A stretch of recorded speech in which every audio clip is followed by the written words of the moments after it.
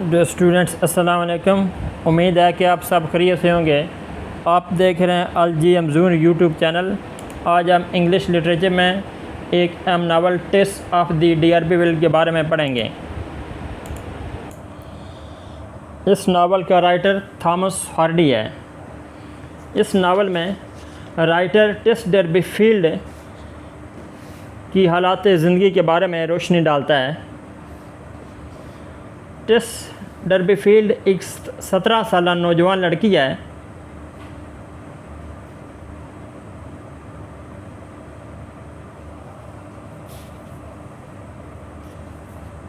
ये एक आला ख़ानदान से ताल्लुक़ रखती है। मई के महीने में क्लब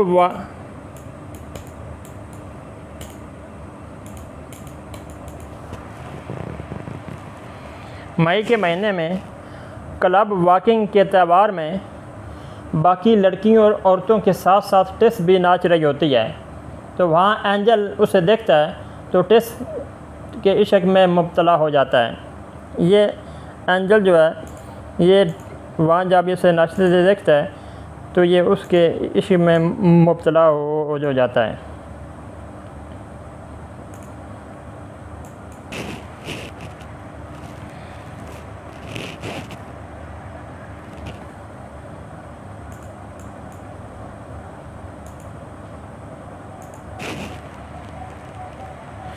टेस के बाप का नाम जैक डर्बी फील्ड है, जो सौदा शहद बेचने वाला गरीब आदमी था। एक दिन ज़्यादा शराब पी लेता है और उसकी तबीयत ख़राब हो जाती है। शहद की सप्लाई भी बहुत ज़रूरी होती है, जिसको फिर टेस छोटे भाई के साथ घोड़ा गाड़ी पर लेकर जाती है। रास्ते में हादसा पेश आता है और घोड़ा मर जाता है, जिससे माशी हालात बहुत ख़राब हो जाते हैं। यानी टेस का जो वालिद होता है ये गरीब आदमी होता है, सौदा सलफ शहद वगैरह बेचकर अपने बच्चों का पेट पालता है। एक दिन ऐसा होता है कि इसका वालिद बीमार पड़ जाता है, वो काम पर नहीं जा सकता और जो सप्लाई होती है वो भी बहुत ज़रूरी होती है, वो उसने माल सप्लाई करना होता है लोगों को। तो ये टेस जो है ये उसकी सबसे बड़ी बेटी होती है। ये अपने छोटे भाई के साथ घोड़ा गाड़ी टांगा टैप ये गाड़ी होती है, उस पर वो चीज़ें लोड करके जा रही होती है तो हादसा पेश आता है और घोड़ा जो होता है वो मर जाता है।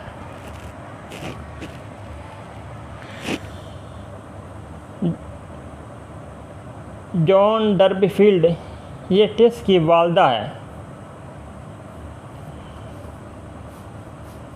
फिर जब इनके घरेलू हालात ख़राब होते हैं तो फिर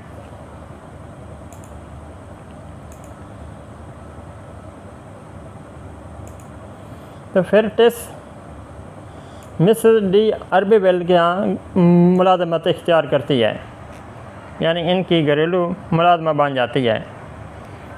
इस लेडी के यहाँ मुलाजमत इख्तियार कर लेती है। इस औरत का फार्म था जहाँ इसका बेटा एलेक भी काम करता था। टेस को भी इसके साथ काम करना पड़ा और वो टेस का आशिक बन जाता है। यानी अब एक और लड़का ये जो एलेक है ये इस जो घरेलू लेडी है जिसके यहाँ ये काम करती है ये उसका बेटा है और ये भी इसका यहाँ पर आशिक बन जाता है। ये एलेक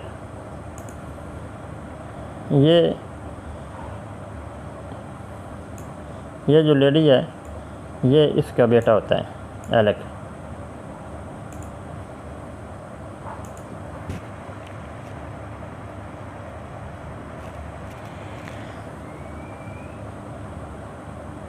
यानी ये जो एलेक है ये इस लेडी का बेटा है। एलेक टेस को घर छोड़ने के लिए के बहाने में जंगल में ले जाता है और उसे अपनी हवस का निशाना बनाता है, जहाँ तक वो एक बच्चे की मां बन जाती है जो बाद में फौत हो जाता है। ये यानी जिसके हालात से ज़िंदगी बयान किए जा रहे हैं।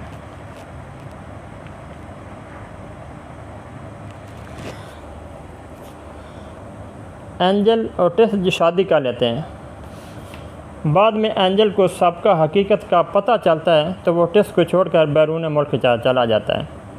यानी ये जो एंजल है जो टेस का आशिक होता है ये इसके साथ शादी कर लेता है। जब उसको लेकिन हालात का पता चलता है कि इसके साथ ऐसे वाक़यात हुए हैं तो ये क्या करता है, ये एंजल ये टेस को छोड़कर बैरून मुल्क चला जाता है।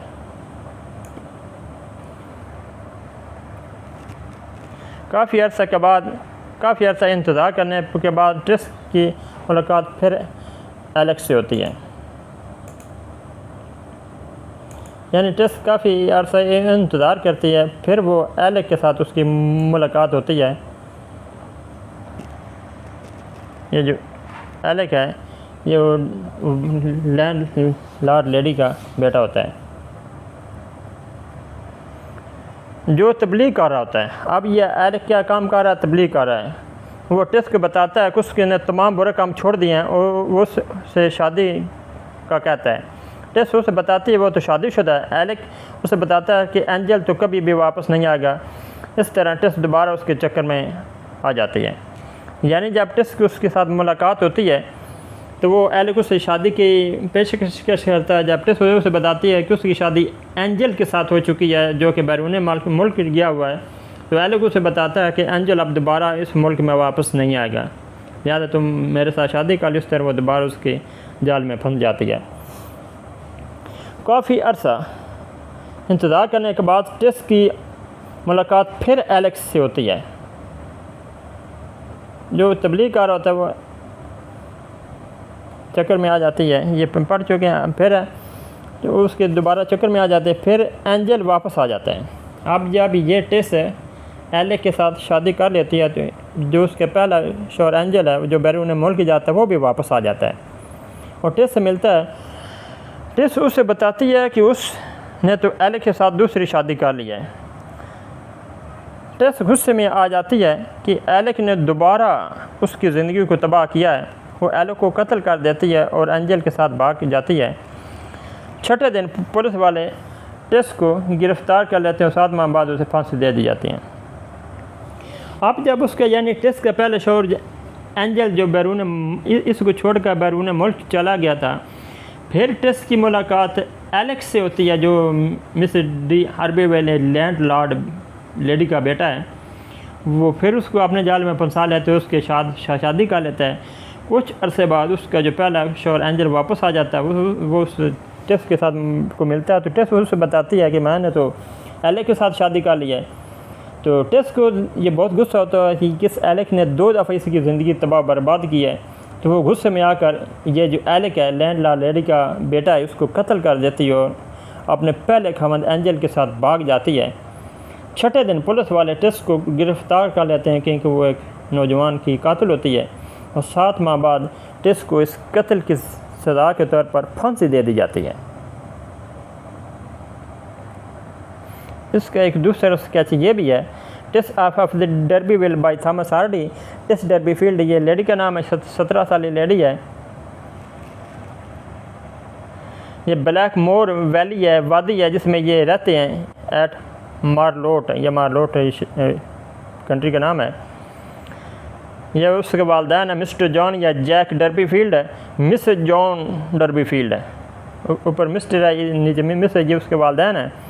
Mister Simon Stoke d'Urberville and missus Simon Stoke d'Urberville, blind lady owner of poultry farm as caretaker. ये जो है दोनों ये पोल्ट्री फार्म के मालिक हैं जिसमें टेस जो आते हैं वो काम की घर से बन जाती है, मुलाजमत इख्तियार करती है। एट दी स्लोप से ये जगह का नाम है जिस जगह ये इनका फार्म है, पोल्ट्री फार्म। ये एलेक्स के वालदैन ऊपर वाले, ये जो मिस्टर सिमन और मिसेस सिमन है स्ट्रोक, ये एलेक्स डी आर्बीविल के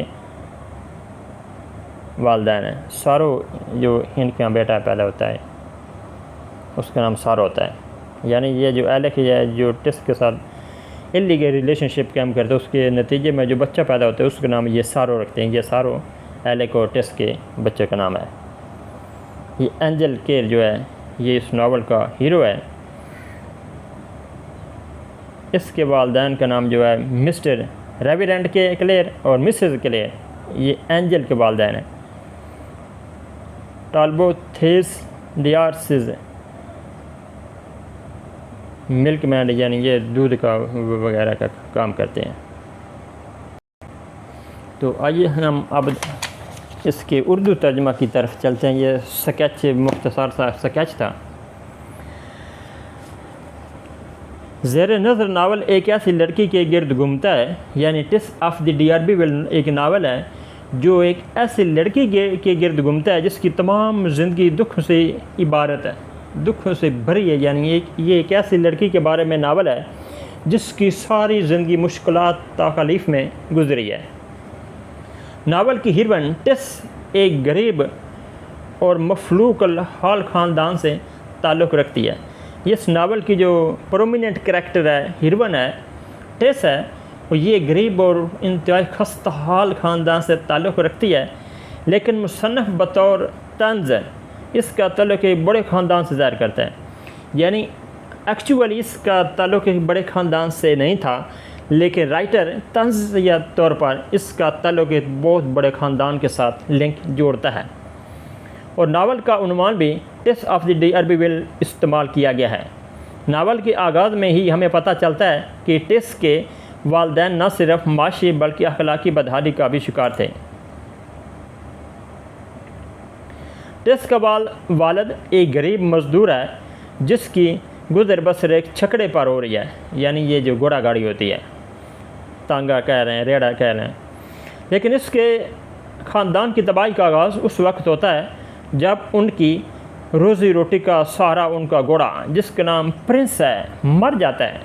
ये जो घोड़ा इसे गाड़ी बांध के आगे इस्तेमाल करते हैं उसका नाम प्रिंस है। ये जब एक्सीडेंट होता है तो ये घोड़ा मौके पर मर जाता है। मजबूरन टिस, जिसकी उम्र उस वक्त 17 साल होती है, एक फार्म हाउस पर काम करने के लिए भेज दिया जाता है। अब उसका वालिद बीमार होता है, घोड़ा फौत हो जाता है, जो उनकी लिवलीहुड का मेन सोर्स होता है, जिसके ज़रिए वो अपनी गुजर बसर के लिए रोज़ी कमाते हैं। तो टिस एक नौजवान लड़की 17 साल की होती है, मजबूरन लोगों के घरों में काम की गर्ज से वो निकल पड़ती है।